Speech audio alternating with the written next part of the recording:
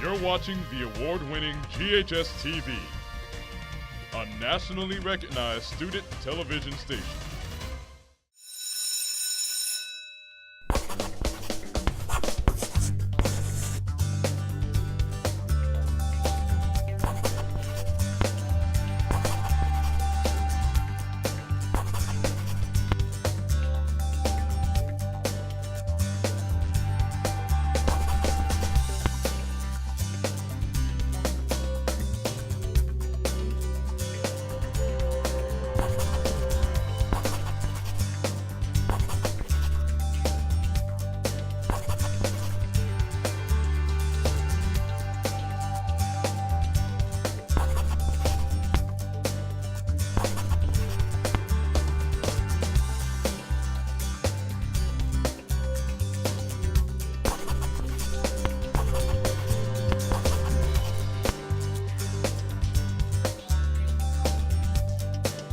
Hello and welcome to a new edition of Shelby County Schools Report. We're coming to you from the studios of Germantown High School Television on the Germantown High School campus. I'm Scarlett Simpson. And I'm Avery Moore. Each month we highlight various people, programs, and events making a difference in our school system. This month's Program of the Month welcomes newcomers from around the world.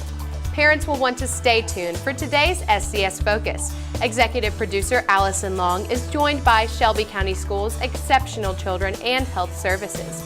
They will discuss the department's new initiatives and the services provided to both students and teachers. Our School of the Month is Egypt Elementary, and our Faces of SCS this month features Germantown Elementary School Principal Kimberly Sanders. And later, we'll go Red for Women in the American Heart Association in our new Health Corner segment. Second grade teacher Melissa Collins is using her trips around the world to help expose her students at John P. Freeman Optional School to other cultures. Her dedication to global education and her students is why she is a finalist for a $1 million prize and our Teacher of the Month. Got a feeling that today is gonna be a very good day. Dr. Melissa Collins' second grade class loves to learn. My teaching style is fun and playful. Step by step, my busy bee. One more time. She gets you really engaged in it to the point where she's not teaching you. It's like you being in a playground. She explains the whole thing to you instead of just teaching it. She makes it fun. 2 times 1 equals 2. But in addition to science, reading, math, and social studies, Dr. Collins' students are also getting a global education. Global teaching to me means where you begin to immerse your students with global learning. They can interact with people around the world that look different than them and that they have different cultures. And it gives them an opportunity to respect those differences of others, and they begin to show empathy. Melissa Collins strives to teach global education within her classroom, from hands-on experiences with different cultures to singing lessons. It gives children access to people and places that they otherwise would not have access to. On the day we visited her classroom, she and her students were Skyping with a teacher in India. So Harish is going to share some information about India with us. We heard from Harish today saying that they learned 3 languages, but English was very important to them because if you learn English, you can go anywhere in the world, right? And so I want kids to understand that this world is diverse and everybody lives different. And so through empathy, we understand those differences and we promote a love for others. And thinking about what you heard him discuss thus far, like the kids have to pay to go to school. You are more fortunate here than they are in India. That drive to show her students the world has sent Dr. Collins around the world and back. I've had the opportunity to go to Brazil and India, and it has been rewarding to me because I've been able to interact with those schools and students. It was on the trip to India that she learned about the Global Teacher Prize, a $1 million reward given to one outstanding teacher every year. In December, I was contacted saying that I was in the top 50 and I would have an opportunity to go to Dubai in March, where I would be able to meet some of those ambassadors from even the previous awards when they first started 4 years ago. I think that the greatest feat was being selected as a top 50 finalist out of 30,000 applicants from 170 countries. She's already won, and she's a winner in my book. Oh, if I win, oh my goodness, $1 million.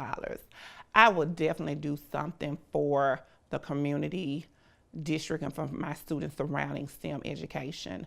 Putting her students before herself is something she's been doing since she was a child, having been raised by her educator father. That's where that inspiration came, but what really made me become a teacher was when I knew that I could work with children and I could be a part of the change. She is an advocate for her students. She takes her own personal experiences from being in school. She listens to the students and parents and other concerns that come, and she looks for a solution to those areas of need. And even on the hardest days, Dr. Collins knows she's making a difference. There are days that you may feel like the burden is heavy, and it is a heavy load teaching, but you have to do that for these kids because they are the future.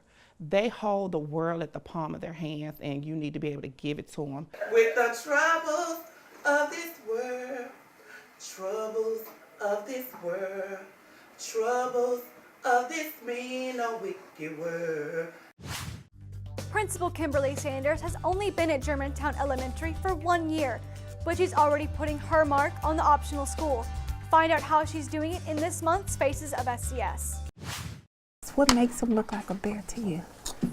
Every day she comes to school and she's like, this is my school, these are my kids, these are my teachers, and that attitude is just infectious and it makes you want to do your best. We have lots of opportunities for students to engage in enriched academics, extracurricular activities. I started out teaching in 4th grade back in the Shelby County school system, and fell in love with just being with kids every day and with seeing them learn and grow. My father was a director for Shelby County Schools, and he had been a principal, so I kind of grew up in education. And over the years, the principals that I worked for were really great with working with people. So I learned a lot about relationship building, people skills, and like really what it takes to run a school. She's my 5th principal here, and I thought, what's she going to bring that the other 4 have not done?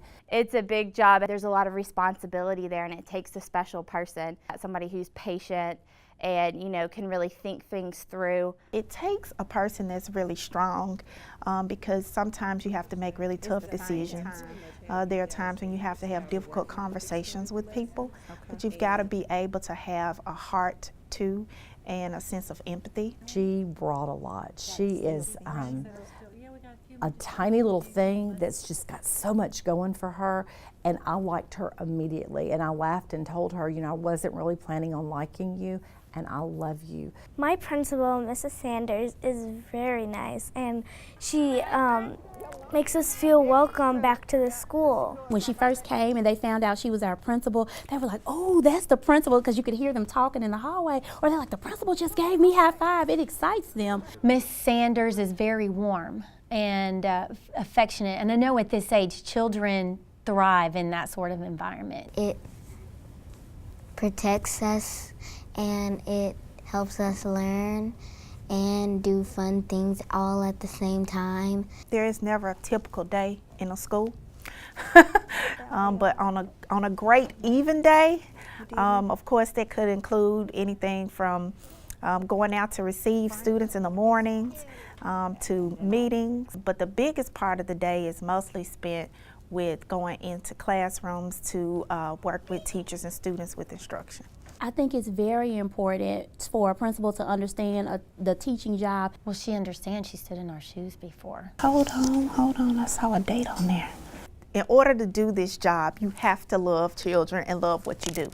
To get up early every morning, to come in and work with children all day for 7 hours, you have to love what you do. My daughter looks forward to getting a hug from the principal, and that means a lot to us because, you know, she's just not doing a job, but she's becoming family to these children. She's our principal because that actually means that she's our principal and she's our pal mixed up together. It gave us the peace of mind because in this day and time, it's very challenging to trust someone with your child. So I think with her and with her leadership that we're just going to continue to exceed our reputation.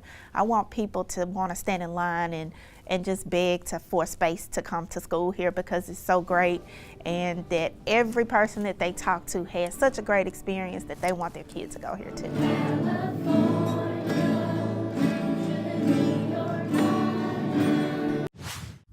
Now here is GHS TV executive producer Allison Long with this month's SCS Focus.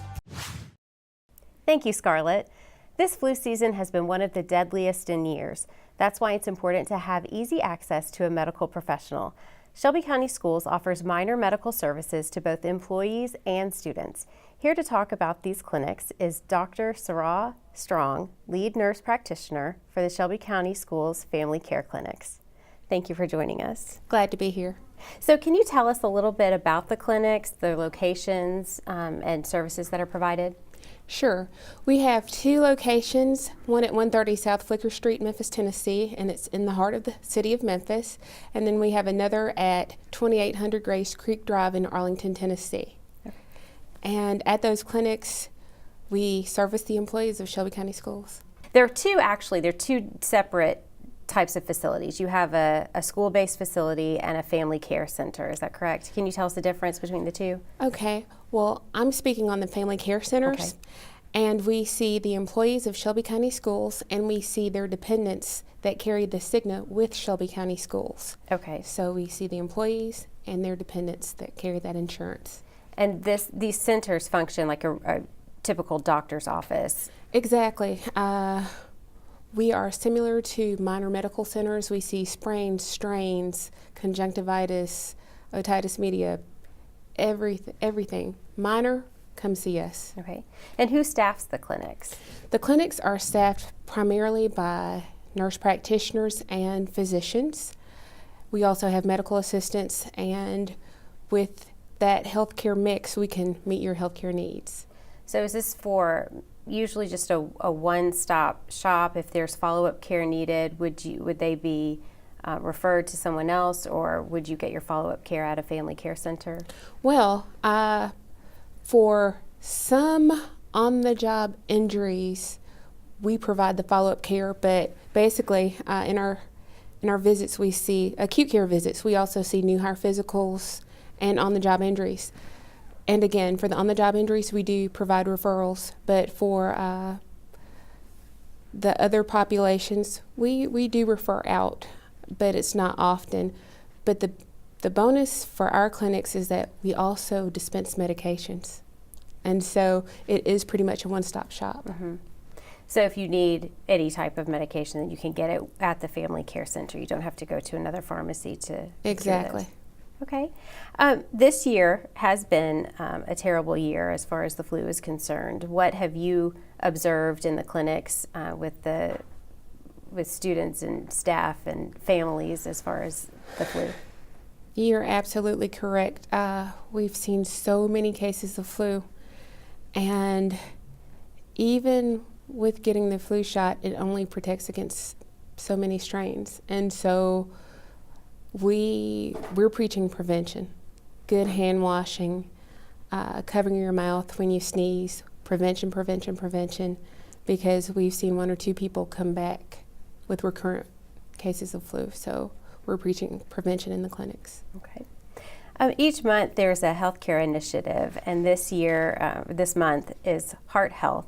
What are some tips that you could give our viewers about protecting their heart? In terms of protecting your heart, 30 minutes of exercise daily, low sodium diet or a DASH diet, and smoking cessation is strongly encouraged. And actually, don't smoke. Mm-hmm. But yes, you've got to keep it moving. You've got to do 30 minutes of exercise daily to keep that heart healthy. Great. And what are some other tips that you think our viewers need to know, either about the family care clinics or about health in general? Well, with our family care centers, all you need to do is call our appointment line and we can get you in as soon as possible. We're busy, but we are very accommodating and we love seeing patients at the family care centers. Great. Thank you so much for spending time with us today and letting us know about the family care centers, and we wish everyone good health. Thank you. All month long, Shelby County Schools is promoting heart health through exciting events like Go Red for Women. Here's a look at the event in this month's Health Corner.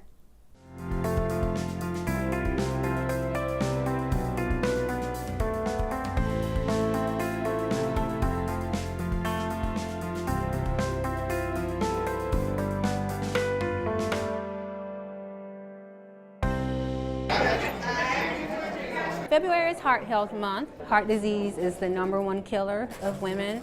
My health is so important to me because I'm in my 40s right now, and I know especially during this age group that it's important for me to stay healthy because I really want to be around for my children, to see them grow up, to see my children's grandchildren. So we wanted to do something that was really big to support heart health and educate our employees about knowing their numbers, because it's one of the most preventable diseases that we have. You can do paprika if you like it just a little bit spicier. We have nutrition vendors, we have just all information about healthy eating, getting active, and heart health. Go Red is for women. We wanted the men to show their support. So we have the men rocking red fashions. They're also going to be having like signs that show different heart health facts, so it's going to be educational and fun. Egypt Elementary School is beating the odds, earning statewide recognition for its high student growth. That achievement is why Egypt Elementary is our School of the Month. They were both fighting over a boy, okay? What else was similar? 4th grade teacher Destiny Chambers has a special bond with Egypt Elementary. I sat in this classroom. I was a student here, and I want them to see, hey, look at me. I came from this area, and I was able to be successful, and I came back to make sure you're successful, too.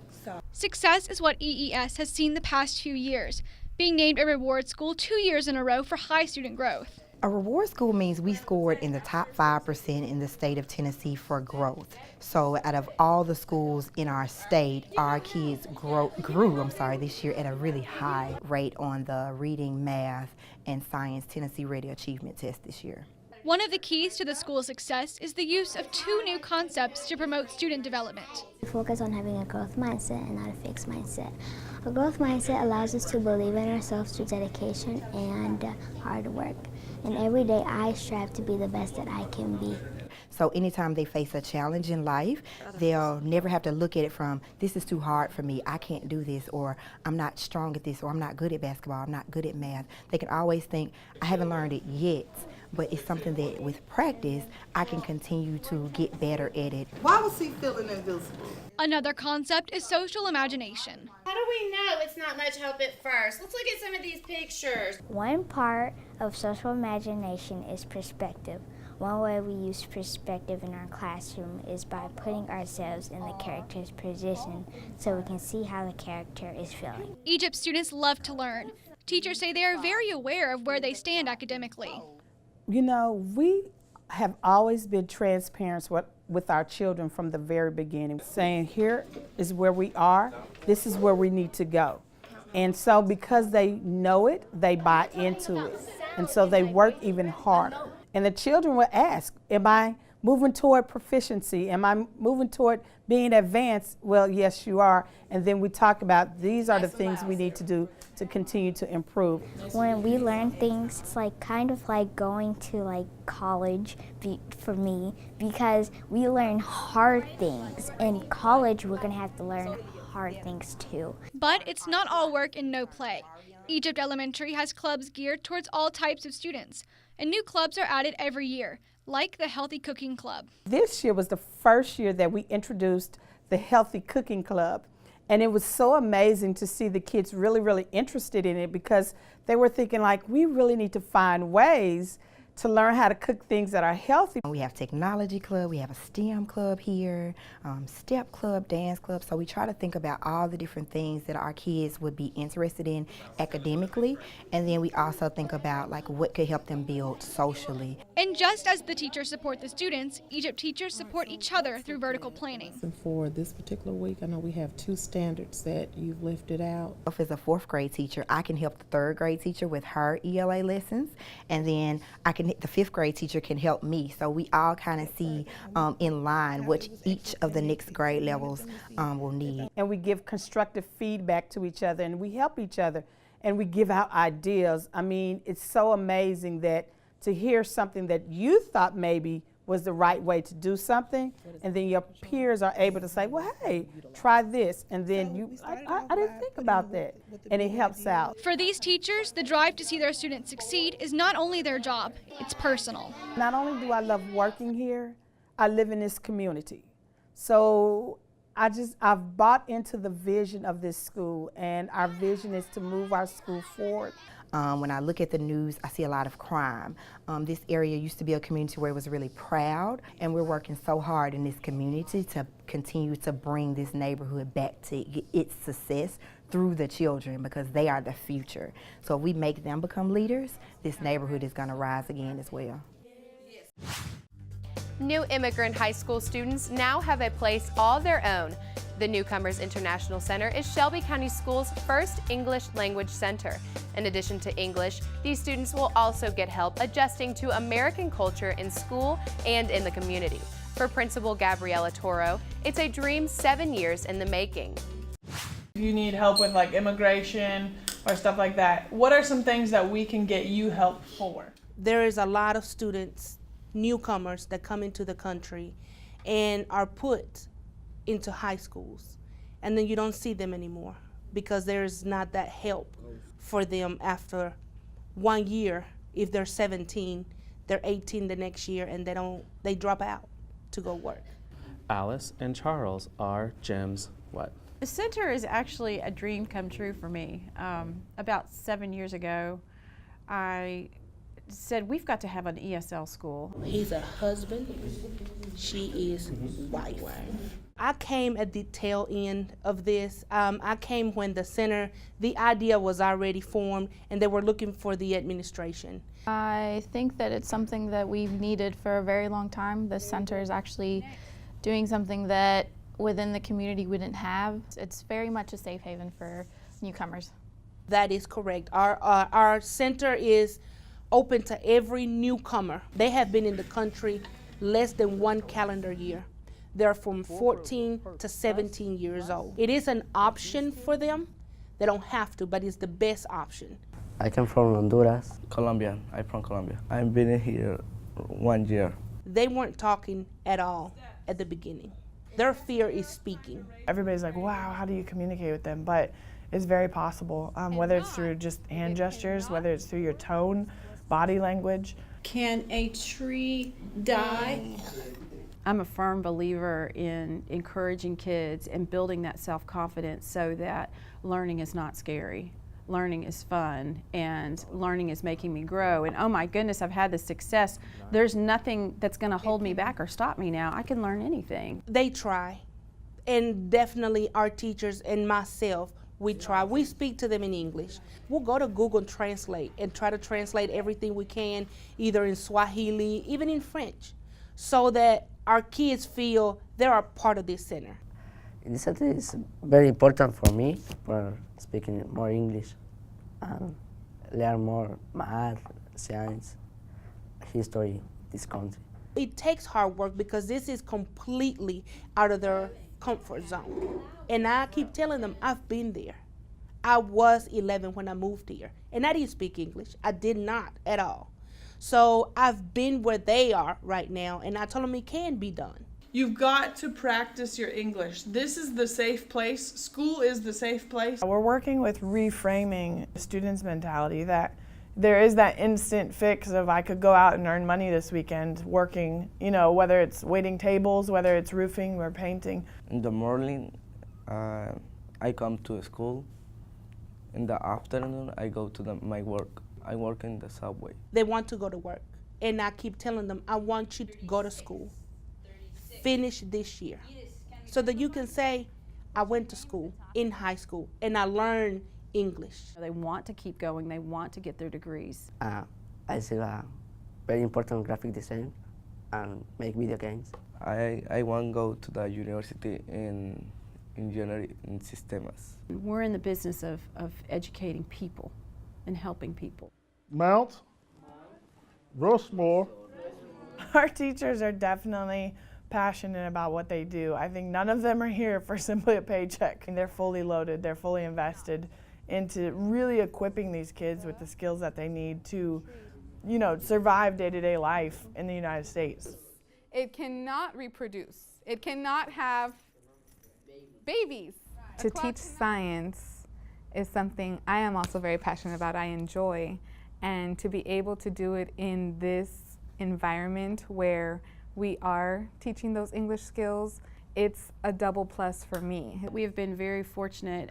We have some dynamic humans in this building. This is, the environment specializes in teaching these students, and I feel that they feel safer. They're not just thrown into a big school and, you know, have to swim and don't know anything. Some of these kids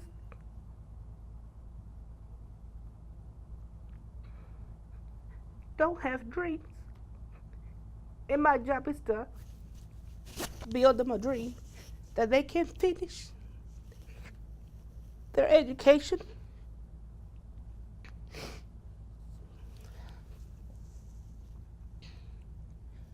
without being judged. If you want to learn more about Shelby County Schools, visit us on the web at scsk12.org. On behalf of everyone here at Germantown High School Television and Shelby County Schools, thank you for watching today's program. We'll see you next time on Shelby County Schools Report.